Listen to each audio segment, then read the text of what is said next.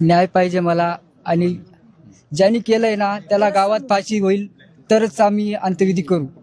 पब्लिकच्या हवाले पाहिजे तो. अंत्यविधीच करणार नाही, त्याला फाशी झाल्याशिवाय आम्ही अंत्यविधीच करणार त्याला नाही. गावात फाशी झालीच पाहिजे. आज त्यांनी जसं माहिती पडलं तसं त्यांची अवस्था बघून घ्या, गरीब, आणि पाहिलं का त्यांची रोंगळ्यामध्ये किती मोठी अशी घटना झालेली.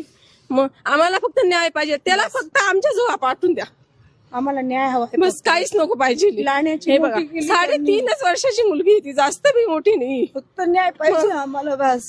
ही बघा वडिलांची आवश्यकता कशी झालेली. माझ्या मामांची मुलगी होती ती 3.5 वर्षाच्या मुलीवर इतका खालच्या पातळीचं झालेलं आहे. जोपर्यंत तिला न्याय मिळत नाही, जोपर्यंत त्या समोरच्या व्यक्तीला फाशी होत नाही, तोपर्यंत माझ्या मामाची मुलीची अंत्यविधी होणार नाही. बस विषय संपला. भाचींची मुलगी आमची नात आहे, आम्हाला न्याय हवा आहे साहेबांकडनं. दादा भुसे साहेब, आम्हाला न्याय हवा आहे की आमच्या भाचीवर खूप मोठा अत्याचार झालाय, आमच्या नातेवर. डोंगराळे येथील खूप मोठी घटना झाली.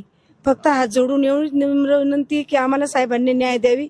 त्याला फाशी, 3.5 वर्षाचं बाळ येते की आम्हाला न्याय हवा आहे, फक्त न्याय बस. त्याला फाशी द्या, त्याला चौकात आणा, आमच्या समोर द्या बस.